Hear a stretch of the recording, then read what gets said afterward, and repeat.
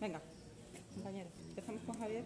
Venga. Vale, ¿hacéis preguntas o directamente contamos algo? Venga, cuéntanos en principio en qué base de investigación habéis desarrollado en este libro, por ejemplo. Bueno, pues Sabores de Sefará es un libro que hay que emplazarlo dentro de un libro de cocina, pero a la misma vez tiene un argumentario histórico, que era lo importante del libro. Porque la red de judería necesitaba una herramienta también para los restaurantes rasgo, para los restaurantes que están adscritos y para divulgar no solo la cocina, sino también la cultura.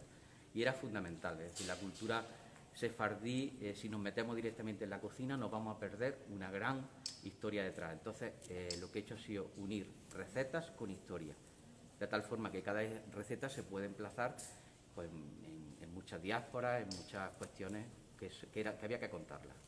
Por ejemplo, te he oído en la entrevista que he hecho con César que algunas recetas son de aquí de Jaén, como por ejemplo los gurullos, el morococo, el cocido, que es una variante también. ¿Eso qué tiene que ver, por ejemplo, con la historia de Jaén? Cuéntanos, por eso que dices. Bueno, cocinar sefardí en Jaén, sabiendo el recetario tradicional de Jaén, era relativamente fácil, porque nos habían quedado algunas recetas. Pero, buscando en algunos recetarios antiguos, he encontrado recetas que casi estaban perdidas. Por ejemplo, los gurullos de Huelma. Los gurullos de Huelma son los fidicos sefardíes, o las hojuelas, las filluelas, que son una especie de obleas muy finas, que se fríen en aceite de oliva. Eran recetas perdidas, que quedan en el recetario andaluz y en el recetario jienense. ¿Qué ocurrió? Que con el cambio, con la expulsión y con la persecución, esas recetas se fueron perdiendo poco a poco. Y también con el cambio que está teniendo la cocina. La cocina hoy día es una cocina de inmediatez, una cocina de supermercado. Y yo siempre reivindico que la cocina, si la queremos llevar al terreno tradicional, tenemos que ir a los mercados de abasto. Son fundamentales. Ahí vamos a encontrar los hortelanos, vamos a encontrar la autenticidad en los productos. ¿Y qué productos son típicamente sefardíes, por ejemplo? Productos sefardíes, por ejemplo, un sabor que se perdió fue el cilantro. El cilantro, que ahora parece tan moderno, de los ceviches de Iberoamérica, bueno, el cilantro se perdió porque en algún momento lo identificaron como una hierba de judío. Y eso era muy peligroso. Tener cilantro en tu huerta era una sentencia segura, con lo cual se perdió. Luego se perdieron otras hierbas, básicamente porque cayeron en desuso, igual no solo por ser judaizantes, sino porque vinieron sustitutivos. Todas las calabazas antiguas que había se perdieron, las habichuelillas también se perdieron. Todo eso se sustituyeron por productos que vinieron del Nuevo Mundo. Y eso, claro, hizo que eran más carnosas, eran más baratas y quizás se adaptaron mejor y se perdieron. Y luego una parte muy importante, muchos profesionales, perfumeros, boticarios, especieros, eran judíos. La persecución les llevó a tener que dejar su profesión, a irse. Y esas profesiones se quedaron libres durante siglos. Por eso encuentro recetarios muy medievales, ya del 16, donde se ha perdido el agua de azahar, se ha perdido el agua de rosa, que era fundamental para la cocina andalusí y para la cocina sefardí. Esas dos cocinas son hermanas, son gemelas. Y donde no encuentro datos en lo sefardí, lo tengo que buscar en lo andalusí. Y coincide muchas veces. Con el tiempo voy buscando y voy viendo que coincide. O sea que digamos que en esas tres culturas que hubo durante muchos años aquí en Jaén y en la península se intercambiaron de buen rollo, me refiero, que no había separaciones, sino que se influían las unas a las otras, por ejemplo, ¿no? Bueno, el buen rollo no existió nunca. Yo creo que hubo una especie de convivencia necesaria, ¿no? ¿Por qué era necesaria? Porque los judíos eran fundamentales para la sociedad.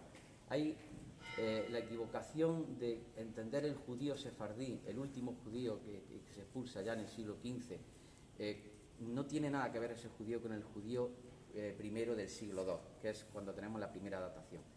En estos siglos los judíos han convivido con musulmanes, con visigodos, con romanos, incluso con íberos, fenicios. Las casas de los judíos eran fenicias, estaban en los yacimientos fenicios. En concreto, el primer yacimiento es muy cerca de mi casa, de la Almería, en Adra. Yo casi desde mi casa veo ese yacimiento.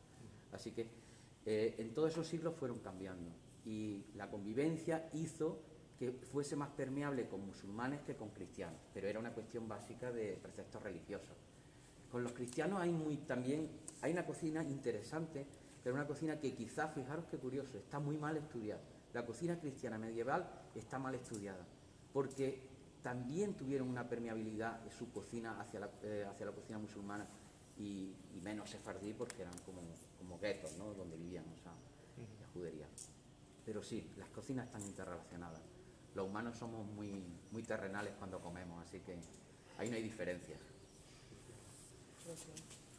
Humano y humano, terrenales. Bueno, pues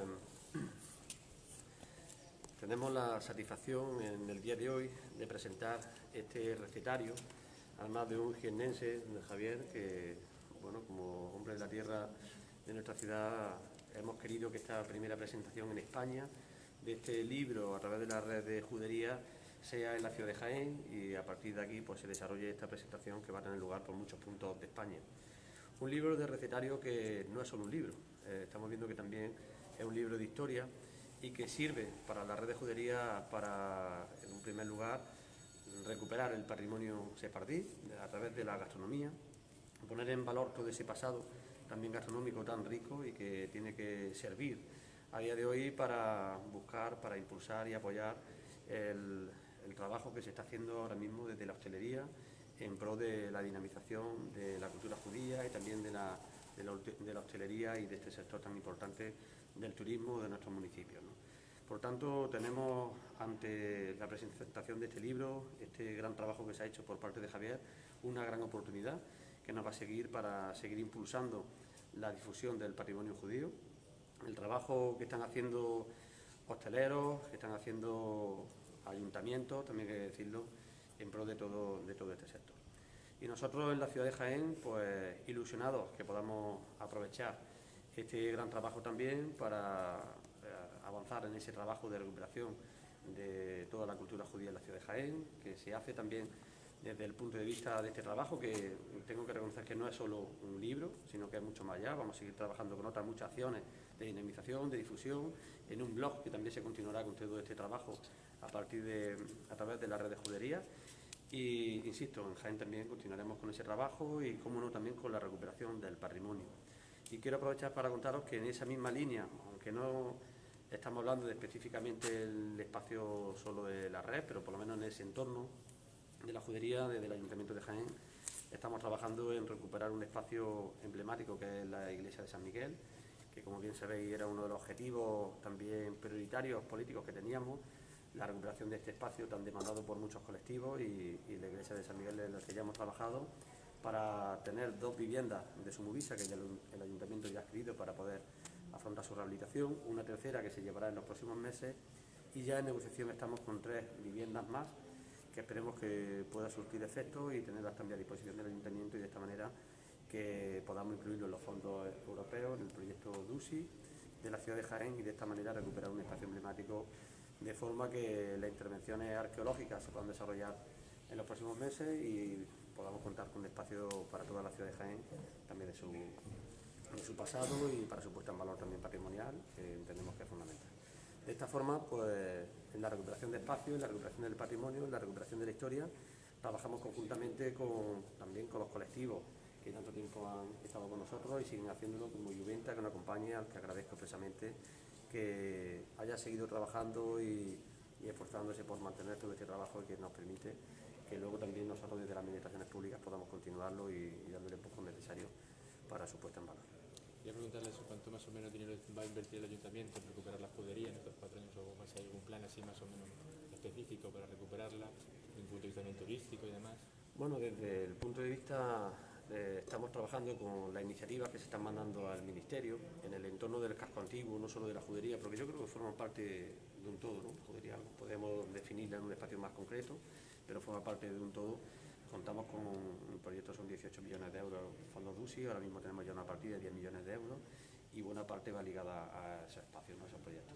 Vamos a ir concretando actuaciones específicas, particulares, pero está por definir ahora mismo cuál es la inversión concreta, pero lo que sí tenemos ya liberado son 10 millones de euros presupuestados en el presupuesto de Jaén para estas intervenciones que tendrán lugar en el casco antiguo.